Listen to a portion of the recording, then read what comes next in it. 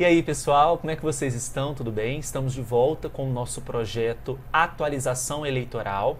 Essa atualização de número 14 de 50 atualizações que nós teremos, né? 50 vídeos aí muito relevantes para as futuras provas. Inclusive, claro, para o concurso unificado da Justiça Eleitoral, para a magistratura, todos aqueles concursos, promotoria, todos aqueles concursos que exigem direito eleitoral. E é claro que você precisa estar atualizado.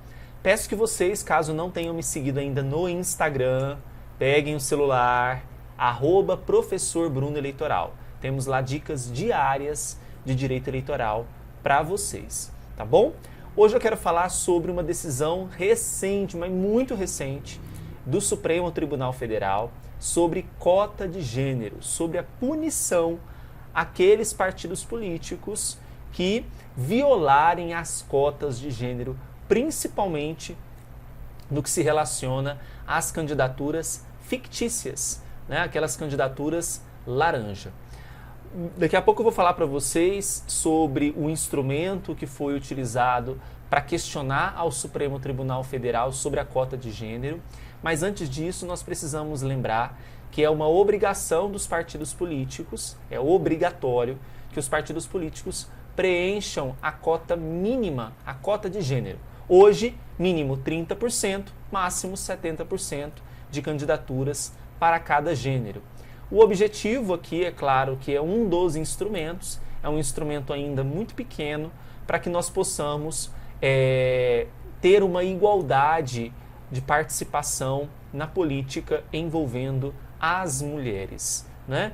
Então, essa medida que foi colocada, esse percentual que foi colocado na lei das eleições já há algum tempo, é uma medida que isolada não resolve problema algum.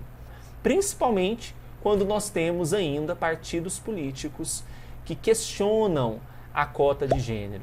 Porque a gente sabe que hoje a legislação prevê que aquele partido, a resolução obviamente também prevê que aquele partido que fere, que não preenche a cota mínima de gênero, ou que, nesse caso, até preenche a cota mínima de gênero, preenche os 30%, mas são candidaturas ali fictícias. O partido político não incentivou aquela mulher a fazer a propaganda, não incentivou, nem a mulher, nem a própria candidata votou em si, ela nem sabia que era candidata.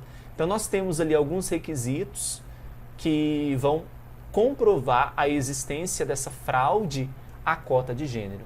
Uma vez envolvida, uma vez provada essa fraude à cota de gênero a partir de todo o instrumento probatório, de todas as provas ali colocadas, o que vai acontecer? Nós vamos ter a cassação dos mandatos de todos aqueles eleitos dentro do partido político. Todos. Tanto as candidaturas femininas quanto as candidaturas masculinas. Aí nós temos um questionamento ao Supremo Tribunal Federal, e é sobre isso que nós vamos tratar hoje.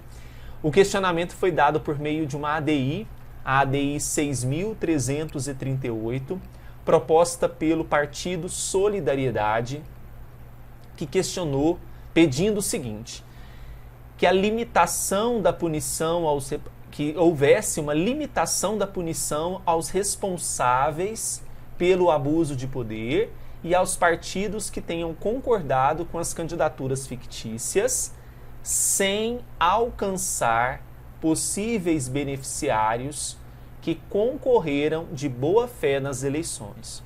Ou seja, eu quero o seguinte, olha, que essa cassação de mandato, essa perda do mandato, ela seja imposta somente a quem tenha concordado com as candidaturas fictícias. Então imagine um cenário que eu tenho ali 10 candidatos, sendo 3 candidaturas femininas e 7 candidaturas masculinas.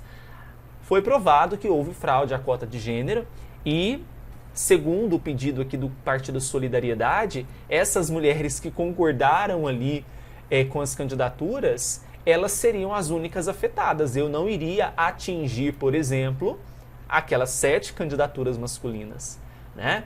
Então, veja, nós tivemos aqui a apreciação da relatora, a ministra Rosa Weber, mas tem um posicionamento da Procuradoria-Geral sobre esta limitação que é muito interessante, né? Porque é como se eu desse um tiro de canhão na busca pela igualdade na participação feminina. É como se eu pegasse todos os instrumentos de busca de igualdade na participação feminina e enterrasse e colocasse cimento ali para não brotar qualquer possibilidade de retorno, né? Então, a Procuradoria ela se manifestou dizendo assim, a tese do autor, né, no caso aqui o Partido Solidariedade, como bem observado pelo TSE, conduz a um cenário de ineficácia da política afirmativa. Isso porque, se o indeferimento do registro recair apenas sobre as candidaturas laranjas, correr o risco de ser descoberto passa a valer a pena. Concordam? É aquilo que eu disse, né? Passa a valer a pena, porque vai sobrar só os da candidatura masculina, né? É um incentivo para que os partidos infratores se beneficiem da própria torpeza. Nesse sentido, tudo continuará como antes. Poucas mulheres se candidatam verdadeiramente aos cargos eletivos e o menor número delas é eleita. Se, numa dada eleição, a tese do requerente pode, circunstancialmente, resultar num número maior de mulheres eleitas, no médio e longo prazos, porém, é o fim da política pública afirmativa.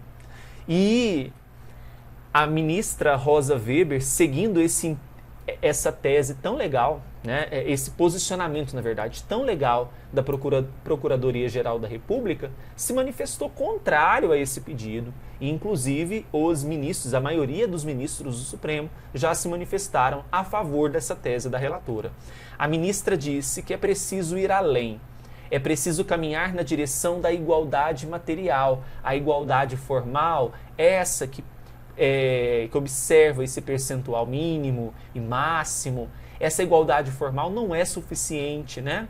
Nas palavras da relatora, é preciso que o Estado intervenha para assegurar condições materiais mínimas de subsistência, de dignidade, de amparo, de inclusão a todos os grupos sociais vulneráveis e, historicamente, subjugados. Assim, a fraude à cota de gênero revela-se de um ato de extrema gravidade. Haja vista a necessidade de punição rigorosa das condutas fraudulentas e o imperativo legal de cassação de registro ou de diploma de todos os beneficiados. E sentindo isso, né, os outros ministros do Supremo Tribunal Federal acompanharam o voto da relatora Rosa Weber. Cá para nós, né, pessoal? Não tem mais o que fazer, né? Então, muito cuidado com isso para a prova, né? Provavelmente é um tema futuro aí sobre esse questionamento, se atinge todos os beneficiados, né? Ou não somente aqueles que concordaram com a situação, mas o Supremo Tribunal se manifesta então que todos serão punidos ao rigor do que prevê o dispositivo sobre fraude à cota de gênero. Ok, pessoal? Então é isso. Espero que vocês tenham gostado da dica de hoje. Atualização quente, tá? A gente volta, né? Nós temos muitos temas para tratar, muito tema legal, muito tema atual para a sua prova. Um grande abraço, fiquem com Deus e até mais. Tchau, tchau.